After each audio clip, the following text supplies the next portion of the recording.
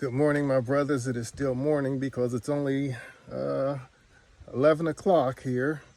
I'm here as a part of the 40 days, 40 men, 40 message challenge and beyond. Again, my name is Travis Coon, Pastor Travis Coon, Rev Travis Coon, however you want to slice it. And I'm here today to try to encourage somebody along the way. And I want to do so just using a portion from Ecclesiastes chapter 3. I'm reading in the NIV version. It says, "There's a time for everything and a season for every activity under the heavens." Now, let me just read them and then I'll come back. A time to be born and a time to die. A time to plant and a time to uproot. A time to kill and a time to heal. A time to tear down and a time to build up. A time to weep and a time to laugh. A time to mourn and a time to dance. A time to scatter stones and a time to gather them. A time to embrace and a time to refrain from embracing. A time to search and a time to give up.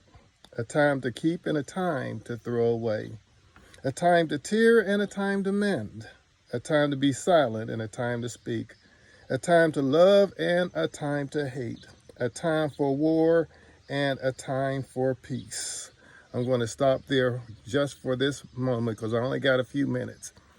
I want to talk to us today about time. There's time for everything, but one thing we as preachers and pastors neglect is a time for rest. And I'm here to encourage you, all my brothers, that it's a time to rest, and I don't want you to miss out on it. We all have to rest from time to time. What happens is we get on here and we all make apologies and say, sorry, I'm late. Sorry, I'm just getting to you because I was busy doing this and that.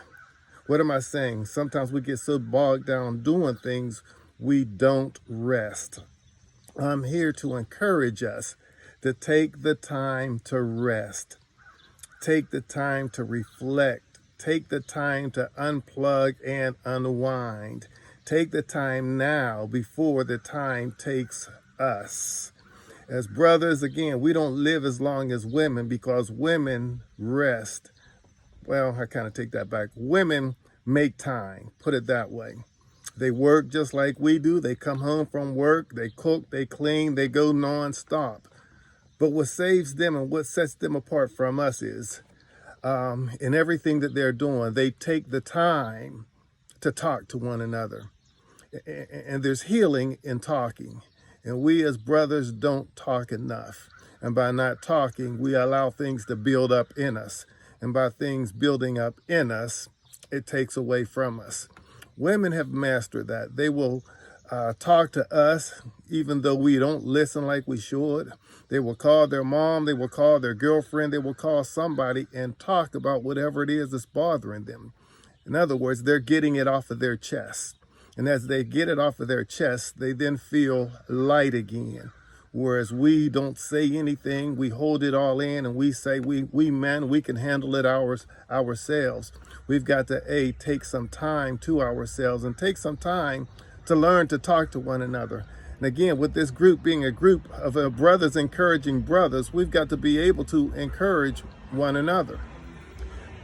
Maybe you're afraid to do so, but there should be somebody in your circle that you're able to talk to, that you can help them, they can help you, you can pray for one another. So first, brothers, we've got to learn to take the time to talk about things.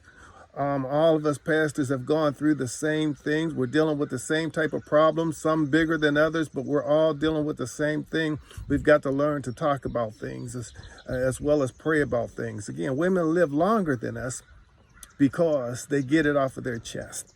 Not only do they talk about things, but women have other things in place. They take the time to get stress off of them. Some of their stress relief might be in shopping.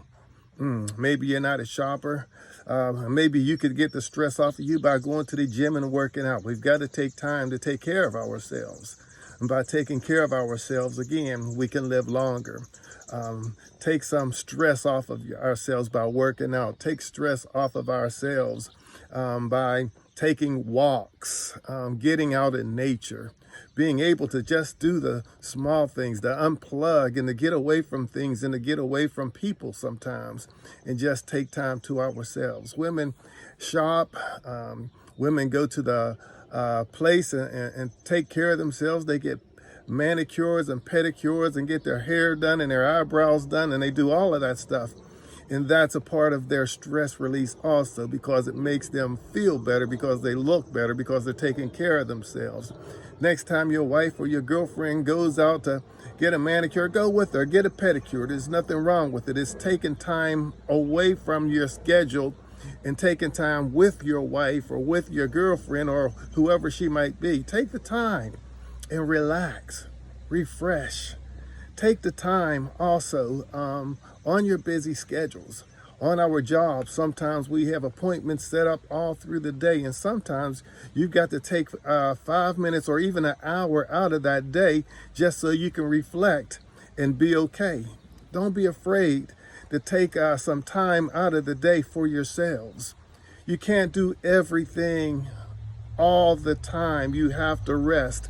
And what happens in our churches that we're pastoring and we're leading, we are trying to help everybody, and by helping everybody, we're not helping those closest to us, being our families as well as ourselves. You've got to be able to take the time to yourselves, watch this, and learn how to say no and not feel bad about it. Y'all hear that? It's okay to say no. Do not feel bad. Do not feel guilty about saying no. Take the time to do things with your family. Take the time to spend time with your kids at their games and your grandkids at their games and recitals. Take the time to do it, because I guarantee you, you'll be in church wondering where everybody's at, and they're all already doing it. They're taking time to be with their loved ones. They're taking time to go to the games. It's okay if you take off a Wednesday from Bible study and go to a game. You've got other people who should be lined up behind you who can teach or who can just hold prayer meeting. Don't feel as if you have to be there when the doors open, as well as the last person to shut off the light and lock the doors. That's not your job. There's people who should be doing that in the first place. So we've got to learn to take the time out to ourselves and for ourselves, that we don't burn out. I know some people go by that saying, I'll rest when I'm dead. You're dying prematurely because you're not resting. You're not taking care of yourselves. Remember, Jesus took time to himself. Jesus took time to be away with the Father. You remember when he sent the disciples on the boat to the other side, and he spent time alone with the Father, and then he went walking to them in the storm on the water. Why? Because he was able to take some time to himself and for himself, him and the Father. So as we make time for ourselves, we still have to spend time with the Father also, but it strengthens us. Take time, take your vacations. How many people are not going on vacations? How many people are telling your families to go on without me? How many are leaving the vacation places and going back because something happened at your church? Have somebody in place that if something happens, they're there to handle it.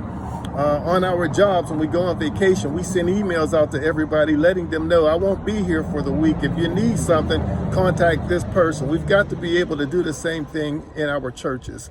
So we've got to learn to take some time to ourselves. Take vacation times with your families, your friends. Learn to unplug, learn to unwind, learn to laugh and not take everything so serious. You see, I'm wearing this shirt that says Jamaica. Why? Because me and a group of friends took the time to go to Jamaica and unwind and have a wonderful time. So my brothers, the Ecclesiastes has it right and said there's a time for everything under the sun. Make sure you make time and take time for yourself. Don't cheat yourself. Don't cheat your families. Take time for yourselves. When my dad was on his deathbed, Sunday was coming around. And I called to my deacon and I told him, look, I don't know how much time I have left with him. I'm not preaching this Sunday. I'm bringing somebody in to preach for me that I might be with my dad. That time was important to me. And guess what? If the shoe was on the other foot, they would have done the same thing. And if you are in a place and you can't take time away to be with your loved ones on their deathbed, then you, my friend, are in the wrong place. I'm just here to encourage us. Take time, make time, that you not have strokes, that you not have heart attacks. Take time and make time for yourself. And as you make time for yourself and take time for yourself, your ministry will get better. It'll get stronger because you'll be stronger and you'll be better off. God bless you. Remember, there's a time for everything under the sun. So take time for yourselves. God bless.